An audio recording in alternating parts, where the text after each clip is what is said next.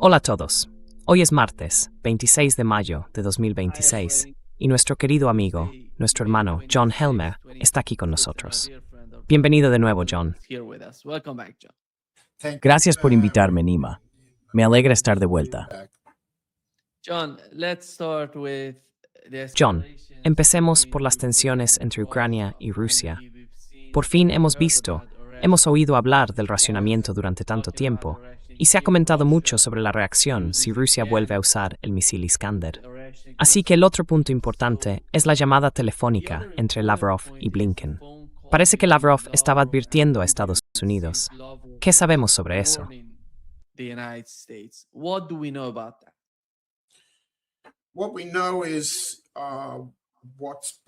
Lo que sabemos es lo que se ha publicado por parte rusa. De nuevo, el lado ruso difundió un comunicado completo de Sergei Lavrov a las 9 en punto, hora de Moscú, ayer. Más temprano ese mismo día, el Ministerio de Asuntos Exteriores emitió una declaración general sobre el ataque a Starovelsk, el dormitorio infantil y la represalia. Yo he publicado los textos completos y los enlaces para quienes quieran leerlos en johnhelmer.net. Quiero subrayar, ante todo, que hay dos palabras que es importantes en el comunicado de Sergei Lavrov, y las voy a leer ahora.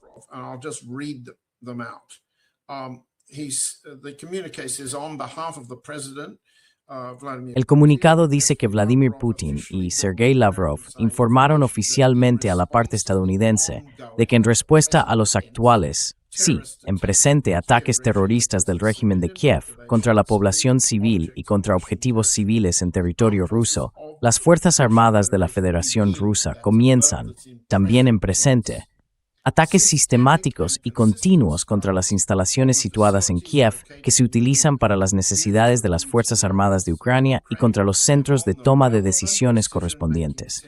Ahora bien, lo importante aquí son los tiempos verbales. Lavrov está hablando en presente de algo que está ocurriendo. Habla de ataques contra terroristas. Terroristas. Sí, terroristas.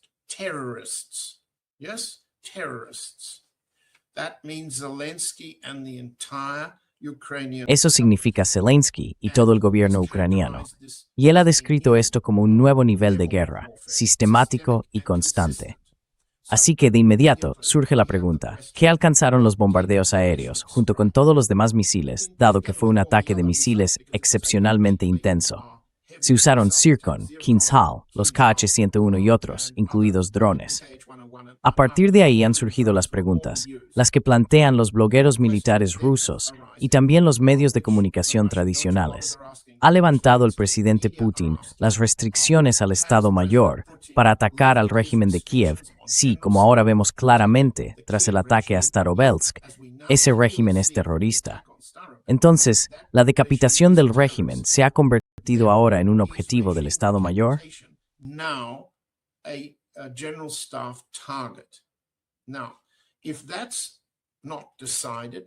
Ahora bien, si eso no está decidido y no está claro, y enseguida hablaré de otra declaración que ha hecho hoy en Moscú Sergei Shoigu, el exministro de Defensa y secretario del Consejo de Seguridad, volveré a eso en un momento, así que por favor recuérdamelo. Lo que tenemos son una serie de preguntas y no suficientes pruebas para dar una respuesta.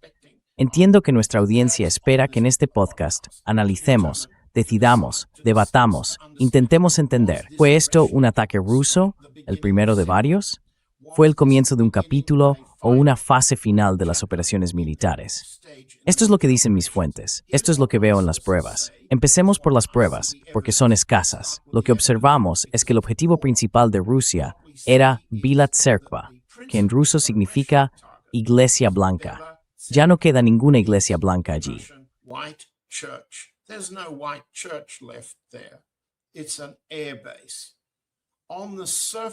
Es una base aérea. A simple vista, por los vídeos que he visto, y hay otros colegas, más expertos en temas militares que yo, que ven muchos más vídeos que yo porque no tengo tiempo para ver tantos, los daños en la superficie no muestran daños en búnkeres ni en estructuras subterráneas. Así que, si la base aérea era realmente el lugar donde se encontraba un importante centro de mando y control de la Fuerza Aérea Ucraniana, de las operaciones con drones, de la inteligencia militar ucraniana o incluso del liderazgo civil refugiado o protegido en refugios antiaéreos. Si ese era el objetivo, no hay pruebas de que nadie haya sido alcanzado o herido. Pero la censura ucraniana es muy estricta.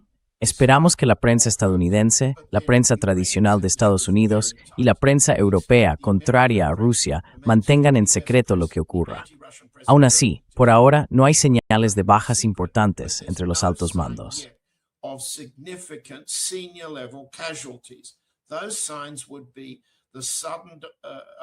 Esas señales serían la aparición repentina de aviones de evacuación médica que llegarían desde Alemania, pasando por Polonia, para trasladar a personas heridas desde Kiev a hospitales en Alemania, Polonia y Estados Unidos. No vemos ningún aumento significativo en las evacuaciones médicas.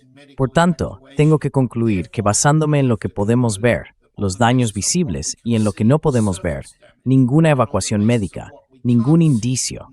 He visto rumores. Todos hemos oído rumores de que el general Syrskyi, el comandante de las fuerzas ucranianas, habría resultado herido o muerto. No hay ninguna prueba que respalde nada de eso. Entonces, ¿a qué atacaron los rusos?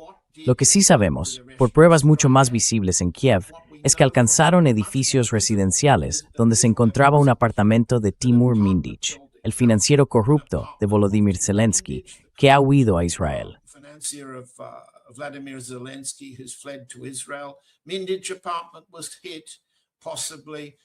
El apartamento de Mindich fue alcanzado, posiblemente también el de Zelensky, y parece que los dos fueron golpeados por drones.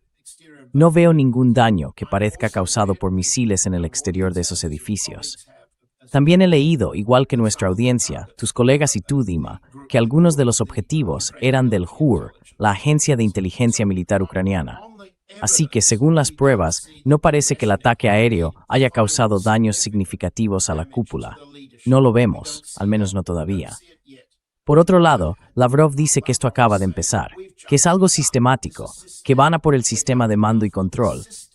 Sí, y que va a continuar, y será constante. Bueno, lo que tenemos que hacer, por decepcionante que sea para nuestra audiencia, para ti y para mí, es esperar. Tenemos que tener paciencia.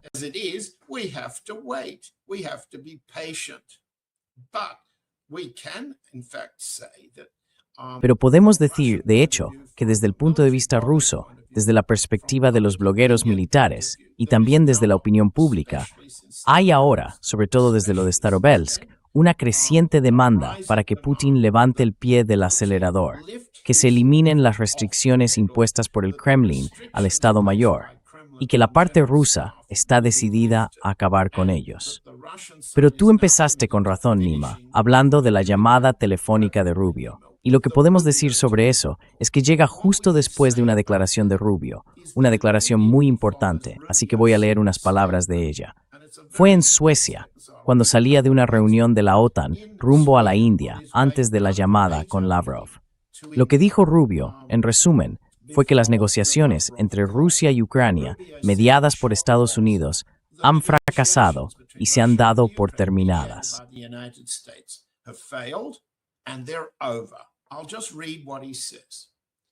Voy a leer exactamente lo que dice. Negociaciones de paz sobre Ucrania bajo liderazgo estadounidense. Déjame decirlo así. Nos involucramos porque nos dijeron que éramos los únicos que podíamos hacerlo. Éramos los únicos con los que tanto los rusos como los ucranianos estaban dispuestos a hablar, así que nos implicamos. Ahora escucha esto. No fueron fructíferas, por desgracia.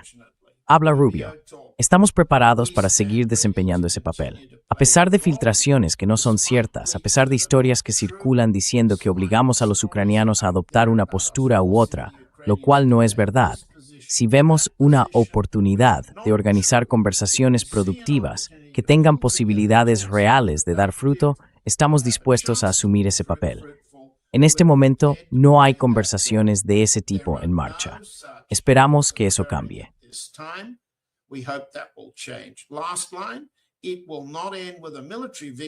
Última frase. Esto no terminará con una victoria militar de un lado o del otro, al menos desde el punto de vista tradicional de cómo se definen las victorias militares. Ahora bien, eso, según mis fuentes rusas en Moscú, lo interpretan como que Rubio está dando luz verde al lado ruso para rematarlos, es decir, para lograr la victoria militar a la que el presidente Putin se ha referido como la alternativa a las negociaciones diplomáticas. Eso lo que se dijo. Y ahora creo que voy a parar aquí, con un pequeño añadido, porque acaba de decirse en Pekín. Hace unas horas, en la rueda de prensa diaria del Ministerio de Asuntos Exteriores chino, esta vez fue Mao Ning quien respondió a una pregunta de los ucranianos de la agencia de noticias ucraniana, que básicamente intentaba amplificar ¿qué piensa China de la declaración de Lavrov sobre el sistema? Y la pregunta era, ¿intentó tomar amenaza fuerte explícita a los diplomáticos extranjeros en Kiev con estos ataques?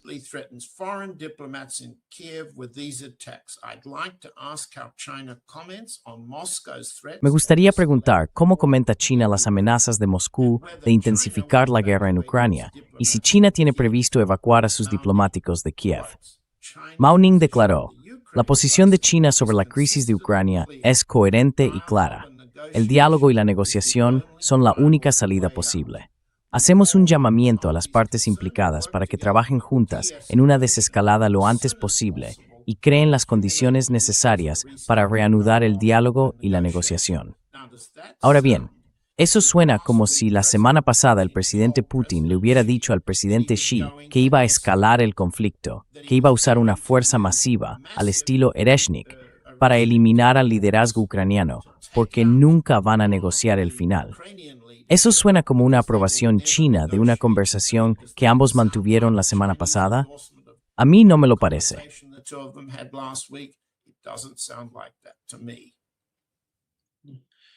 John, no has mencionado lo que fue Yuseyu. Sí. Yo lo interpreto al estilo ruso tradicional, leyendo entre líneas. Hablando ante un grupo de, digamos, altos cargos del Consejo de Seguridad, asesores de nivel estratégico de la OTSC, él dice, y lo voy a leer tal cual, está en la agencia TASS, si alguien quiere comprobar sus palabras exactas, dice, las exitosas pruebas del misil balístico intercontinental Sarmat enfriarán el ardor de los estrategas occidentales, haciéndoles mirar con más sobriedad las posibles consecuencias de su temeraria política hacia Rusia, declaró el secretario del Consejo de Seguridad, Sergei Shoigu, en una reunión de los secretarios del Consejo de Seguridad de la Organización del Tratado de Seguridad Colectiva. Así es, digamos, como hay que interpretar eso.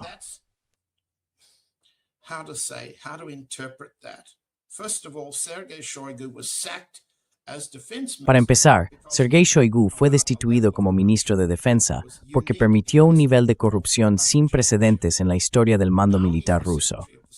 Ahora es secretario del Consejo de Seguridad, sigue protegido por el presidente y no dice nada sobre los Ereshnik, ni sobre el terrorismo, ni sobre los ataques del fin de semana.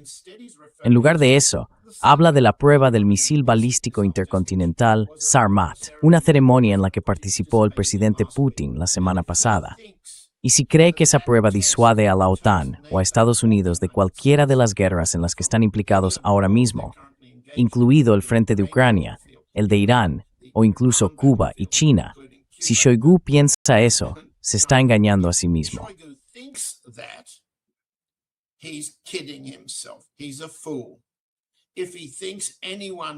Es un necio. Si cree que alguien se traga lo que acaba de decir, se está engañando a sí mismo. Esto es, sencillamente, una muestra extraña y poco convincente de fuerza rusa aplicada al vacío. Está golpeando al aire. Ahora bien, si eres el secretario del Consejo de Seguridad en este momento, después del ataque a Starovelsk, después del contraataque sobre Kiev, después de la clara señal de Lavrov de que la parte rusa va a continuar con ataques sistemáticos y constantes, si eso es lo que dice Shoigu, ¿no lleva eso a dudar de que la parte rusa, en particular el hombre que respalda a Shoigu y le cubre las espaldas, es decir, el presidente Putin, no te indica eso que Putin en realidad no ha cambiado de opinión? Lo planteo como una pregunta. Aún no sé la respuesta.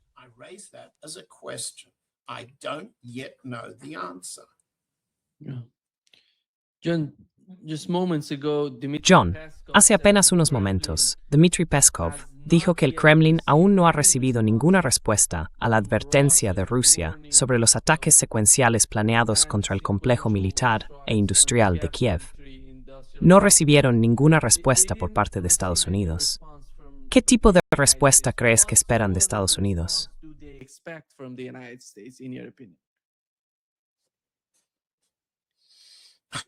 Well, um, there are two parts of the answer to your question. Hay dos partes en la respuesta a tu pregunta.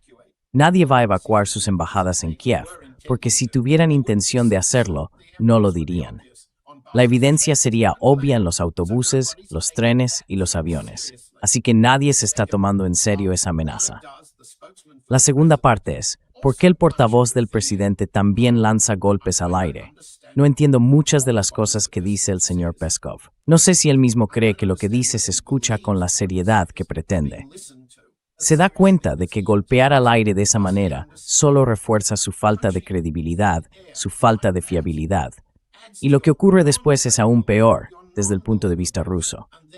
What happens is worse from a Russian point of view. It encourages the adversary to say, Eso anima al adversario a decir, mira, los rusos no van a mantener ataques sistemáticos y constantes contra el liderazgo ucraniano. Mira, no hay que tomárselos en serio. Y lo peor, porque ya has visto la propaganda, nuestro público ha visto la propaganda, que Rusia está fracasando en el campo de batalla. Bueno, eso no es cierto, aunque sí hay problemas serios en el frente, sobre el terreno.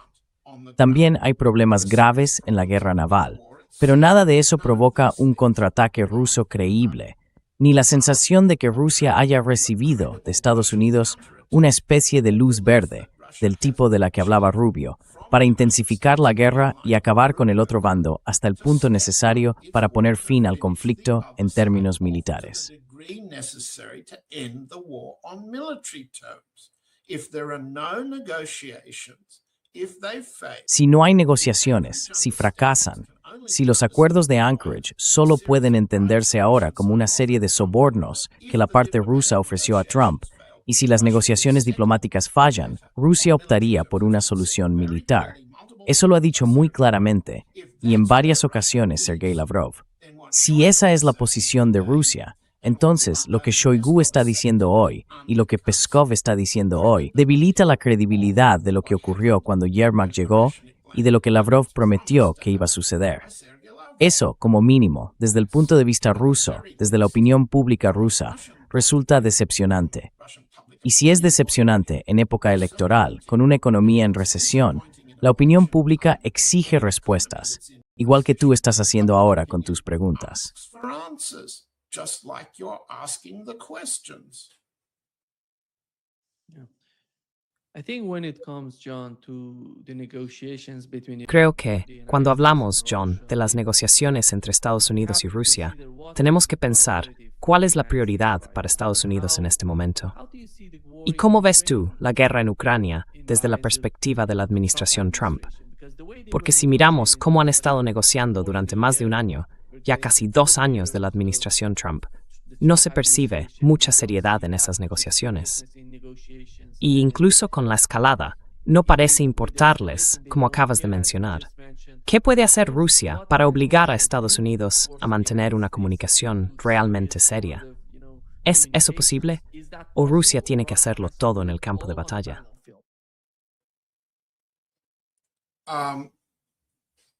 I'm hesitating because Dudo un poco, porque tiendo a pensar que primero hay que hacerlo en el campo de batalla. Alcanzar los objetivos militares, y eso por sí mismo será más convincente para Estados Unidos. Pero lo que dice Rubio también es importante, y Trump lo está diciendo tanto de forma explícita como implícita, incluso por lo que no está publicando. Ya no escribe nada sobre la guerra entre Ucrania y Rusia, tampoco sobre la guerra en Europa, al menos por ahora, digamos. Su atención está claramente puesta en el frente de Irán y acaba de lanzar a través del CENTCOM una serie de ataques contra pequeñas embarcaciones amplificados. Bueno, amplificados justo al mismo tiempo en que el señor Galivov y el señor Arakchi están en Qatar negociando los términos del memorando de entendimiento. negotiating on the terms of the memorandum of understanding. We can come back to that in a minute.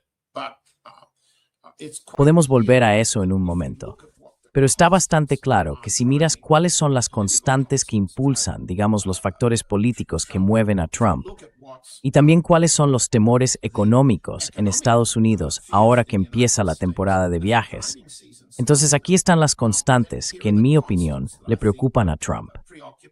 La aprobación de los votantes está bajando. El rechazo general hacia Trump está subiendo. Así que vuelve de lo que él presenta como un triunfo presidencial, digamos, dándole el mérito que él mismo se atribuye en Pekín. Give him his credit as No se puede tener una exhibición más imperial del tipo que a él le gusta, la que cree que genera apoyo entre los votantes. he likes. Pero no sirve de nada. Lo que realmente marca la diferencia es el rechazo a su manera de manejar la guerra con Irán. Is disapproval of his Iran war conduct. So what we now see is that his job Lo que vemos ahora es que su nivel de aprobación, la diferencia entre desaprobación y aprobación, está ya en casi 20 puntos porcentuales y sigue empeorando. in Iran.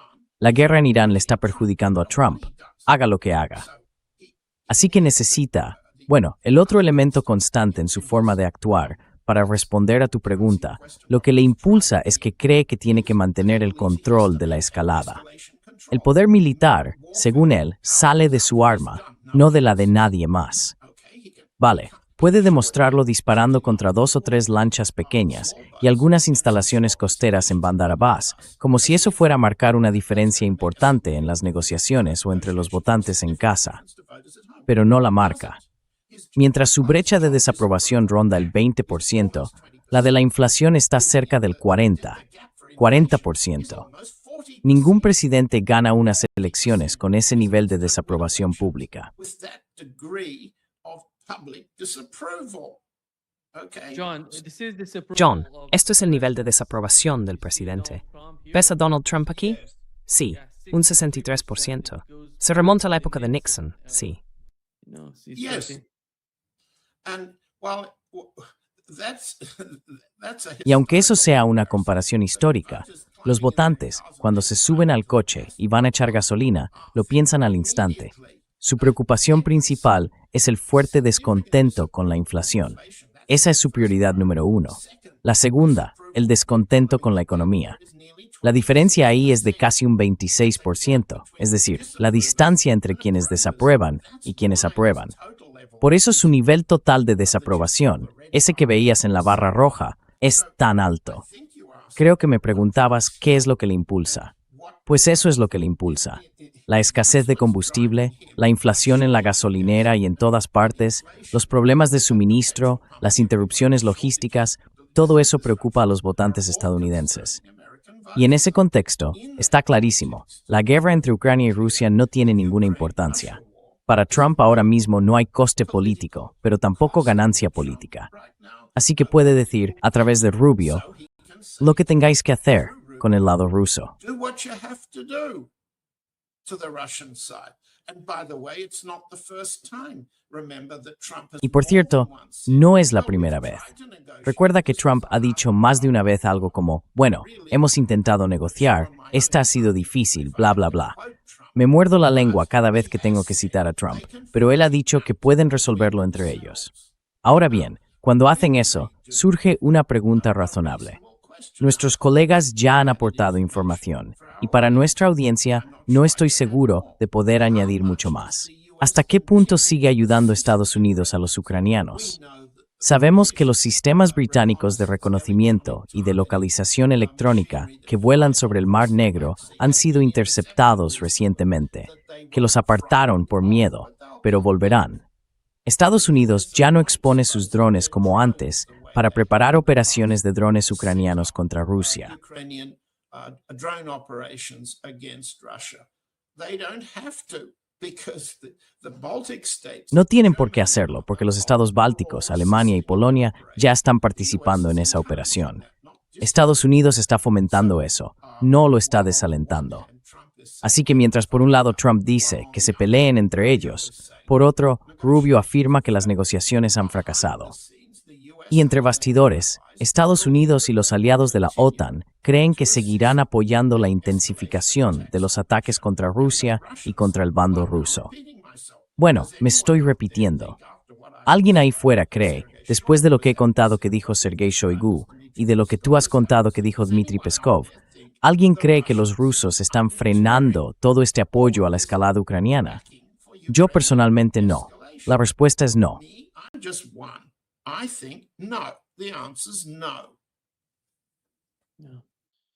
John, before getting John, to antes de entrar en el conflicto, en la guerra entre Irán y Estados Unidos, quiero poner un fragmento de Sikorsky hablando sobre negociar con Putin. negotiating with Esto fue lo que dijo Here is Sikorsky. what Sikorsky said.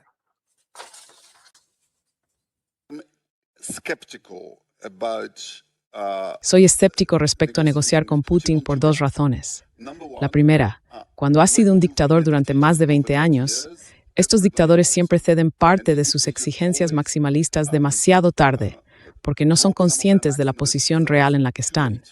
Y la segunda, Vladimir Putin es un hombre cuya palabra y cuya firma no son de fiar. Nos ha mentido una y otra vez. Así que creo que esta guerra la acabará otra persona. ¿Quieres que lo desarrolle un poco más? ¿No está claro? Would you like to expand on that? Isn't it clear? Yeah.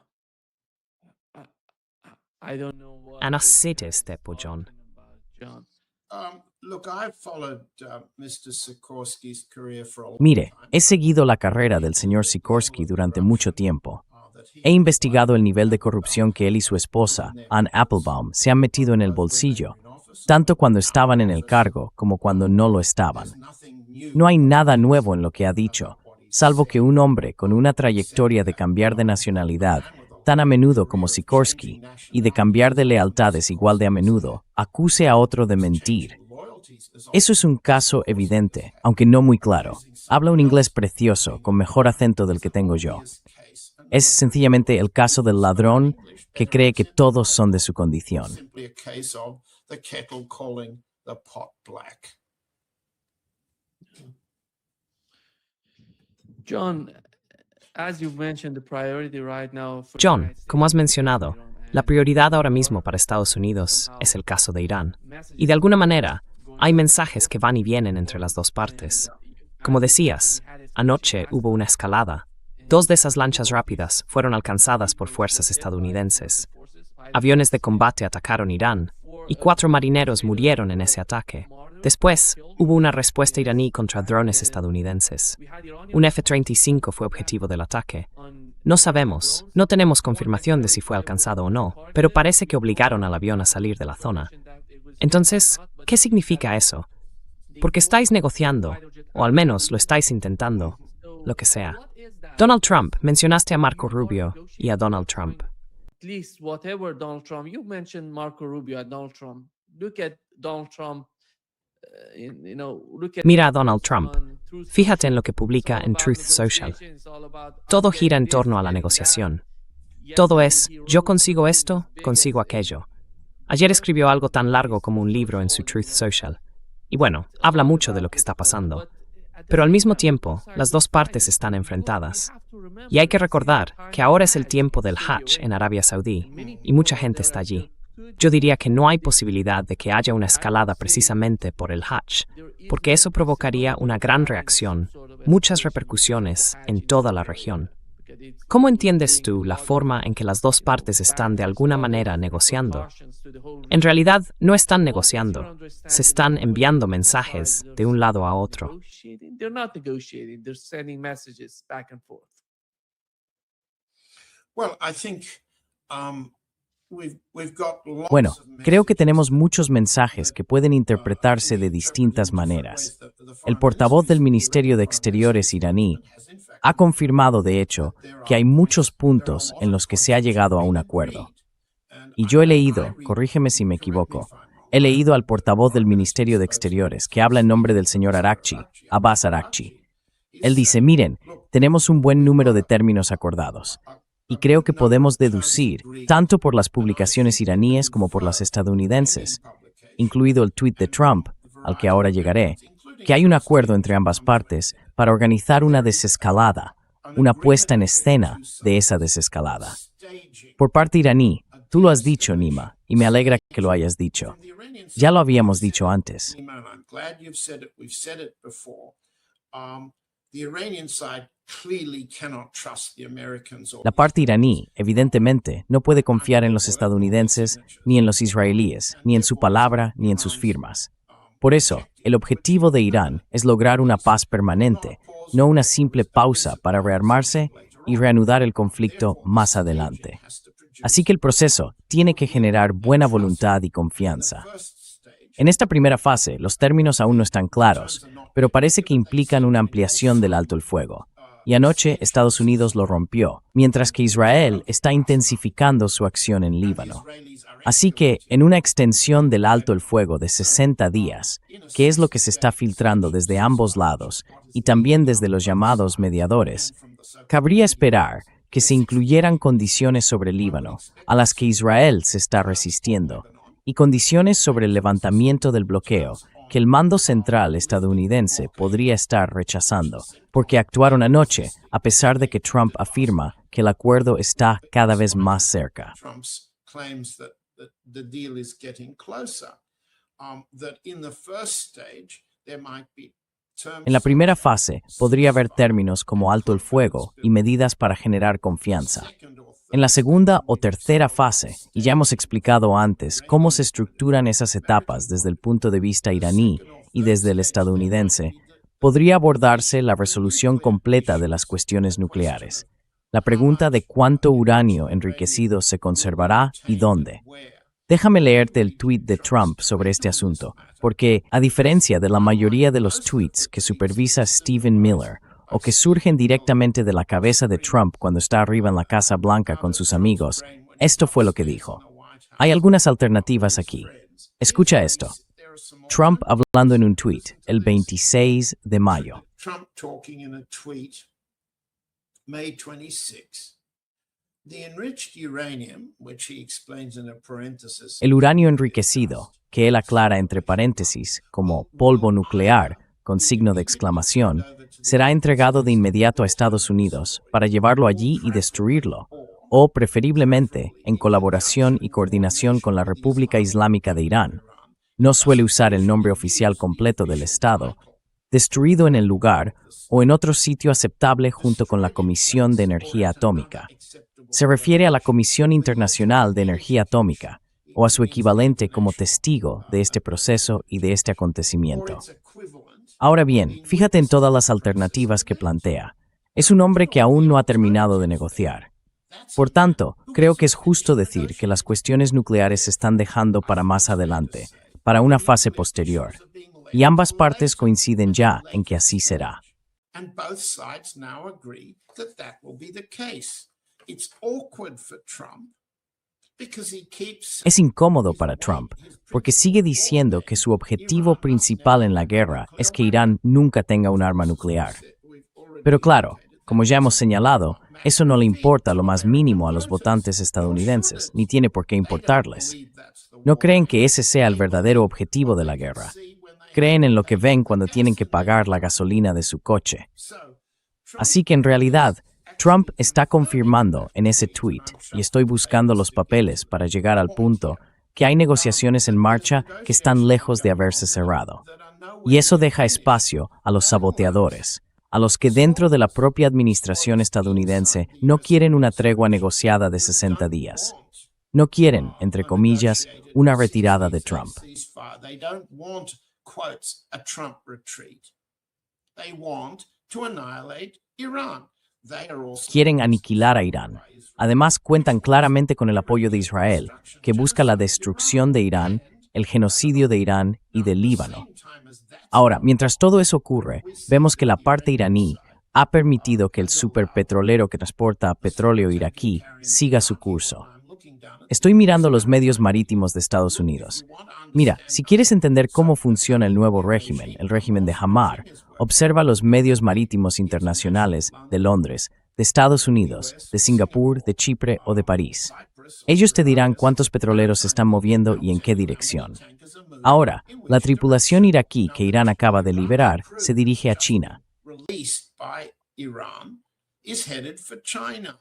So we can see that the Chinese Así que podemos ver que los chinos y los iraquíes están colaborando con Irán, con la Guardia Revolucionaria y con la nueva autoridad de Hormuz para desarrollar un plan.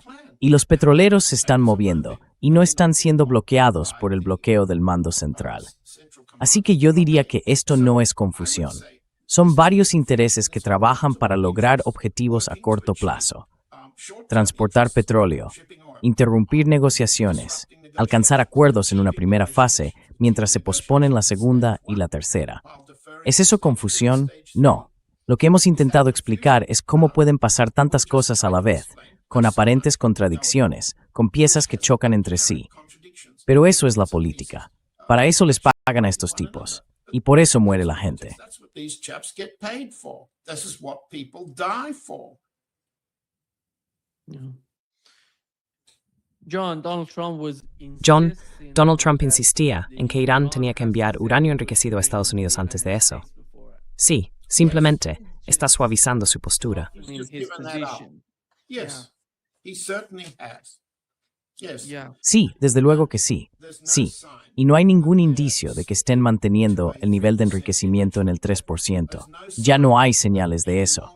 Y ese era precisamente el objetivo de la llamada fallida operación de Isfahán.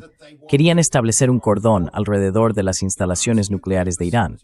Tampoco hay señales de que quieran limitar la construcción de capacidad nuclear civil en el país. En otras palabras, sí, parece que Trump está retrocediendo en todos los grandes asuntos nucleares.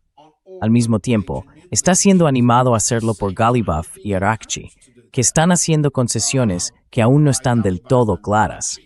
Who are making concessions which are not yet clear, but the two sides seem to be coming together. Pero parece que las dos partes están acercando posturas hacia una posición que deja a Irán en una situación mejor que en cualquier otro momento desde que Estados Unidos empezó a denunciar sus instalaciones nucleares antes del ataque de junio. Así que sí, hay avances para el lado iraní, y sin duda hay un retroceso por parte de Estados Unidos.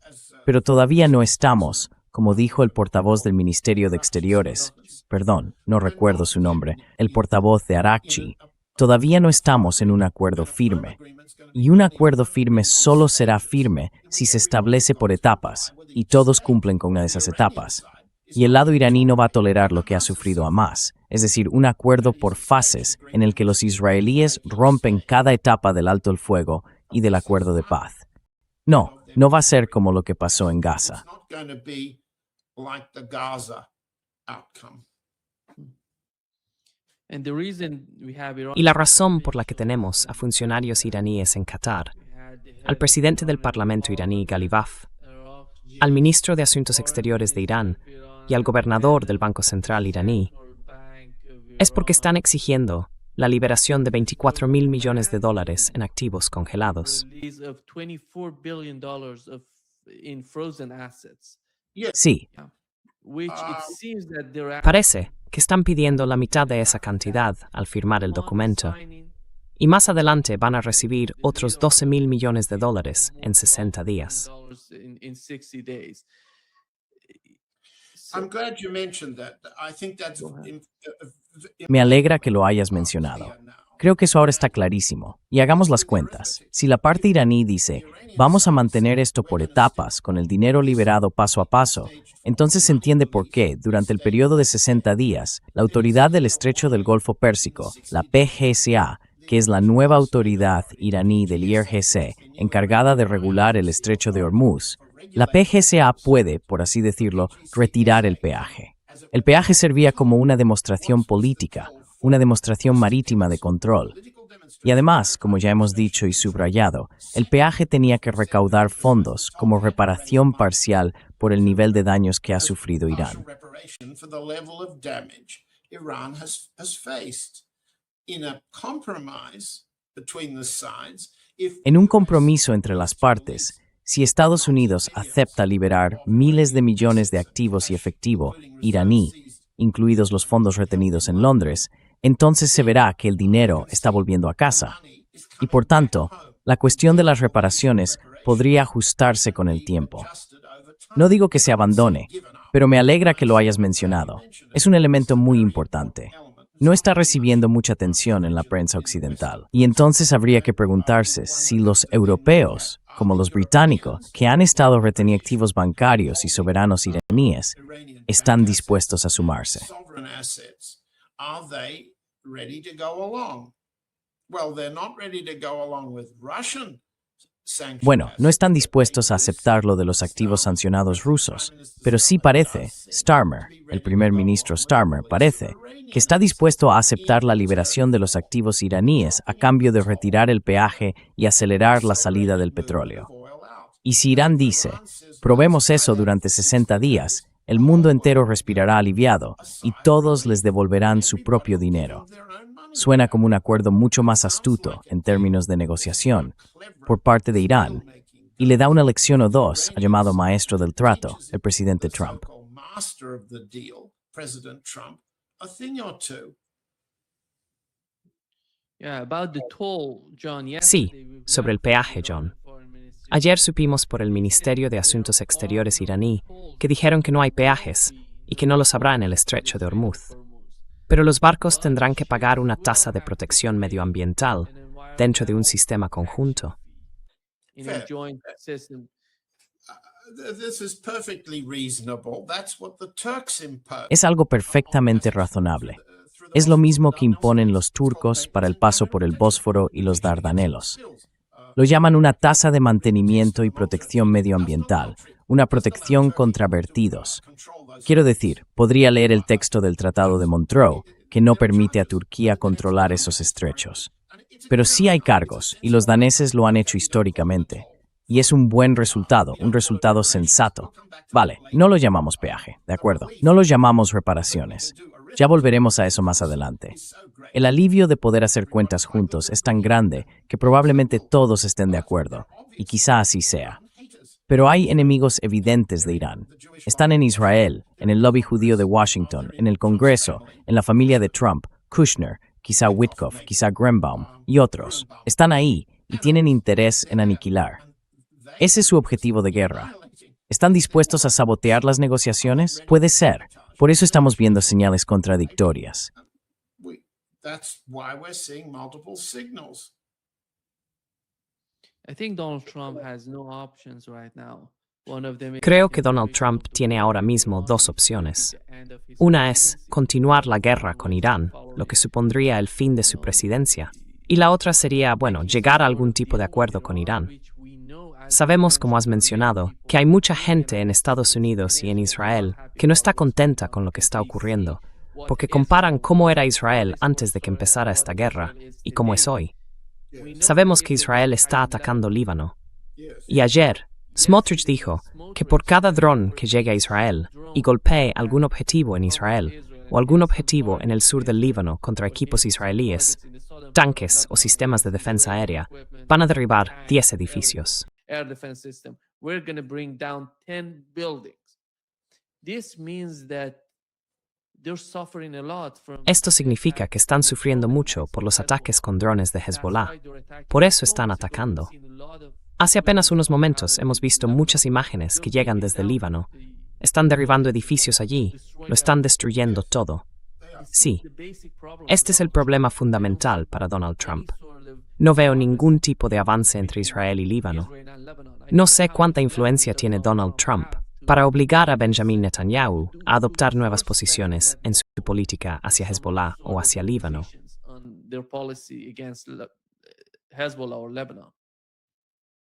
I don't know either.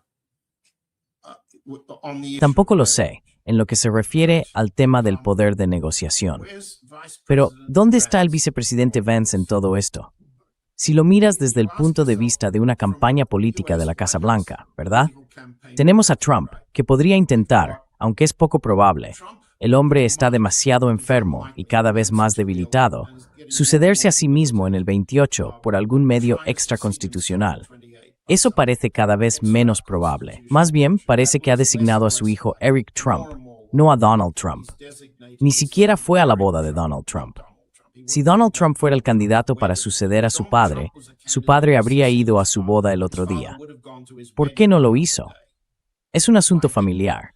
no tuvo nada que ver con los planes de guerra que estaban preparando en Washington. No sé qué piensa la familia unos de otros, pero puedo decir, políticamente hablando, que Donald Trump Jr. ya no es un candidato a la sucesión presidencial, mientras que Eric Trump sí lo es.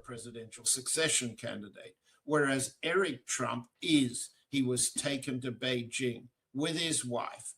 Lo llevaron a Pekín con su esposa y se lo presentaron al presidente Xi.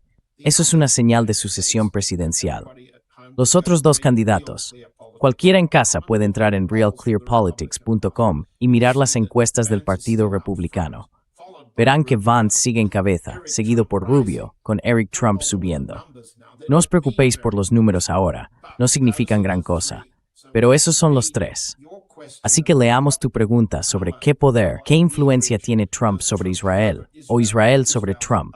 Si hablamos de política de sucesión presidencial, si hablamos de las elecciones legislativas de mitad de mandato, ahí es donde importa. Israel corre el riesgo de perder poder, una parte del Partido Republicano. Si es así, y tú ves los informes igual que yo, y no lo sé, estoy muy, muy lejos. Estoy sentado en Rusia, en política. I'm far, far away. I'm sitting in Russian politics. So Vance looks as if he's walked away. Así que Vance parece haberse apartado del gran problema de guerra, que es Irán, y está claro que también se ha distanciado del frente entre Rusia y Ucrania. ¿Qué está haciendo Vance como sucesor de Trump? No dice nada, lo que en realidad significa que está señalando a Trump y diciendo, tú tienes la culpa. Bien, eso es lo que está haciendo. Rubio, en cambio, está haciendo lo correcto. Se deja ver constantemente, y eso es una buena idea. La gente pensará que eres candidato a la presidencia si te ven más a menudo. También está teniendo problemas con algunos de sus votantes. Los cubanoamericanos de Miami no están muy entusiasmados con el tipo de acuerdo que Rubio podría cerrar como secretario de Estado o como asesor de seguridad nacional. Todo esto es, en mi opinión, la forma en que yo lo interpretaría.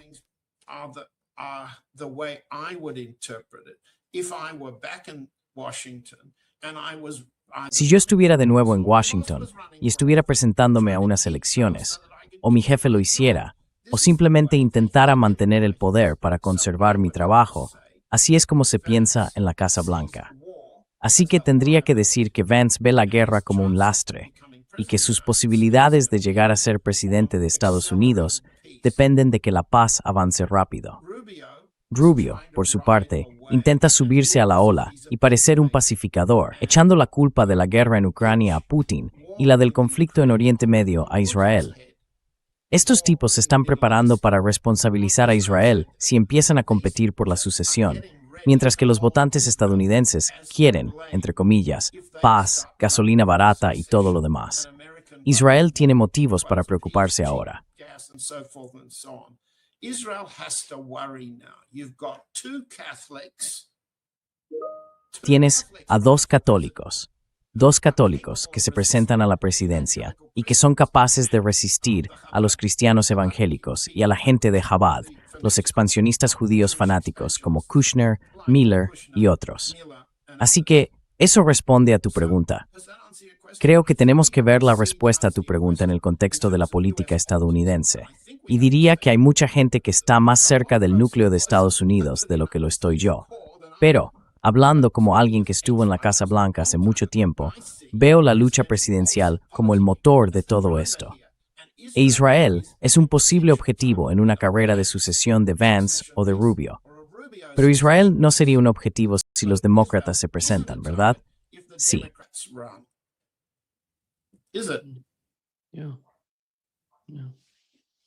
Sí, creo que tienes razón, John. Gracias, muchas gracias, John, por acompañarnos hoy. Un verdadero placer, como siempre. Yo también, Nima. Tengo muchas ganas de que llegue la próxima semana y de ver algo de esa esperanza de la que hemos hablado hoy.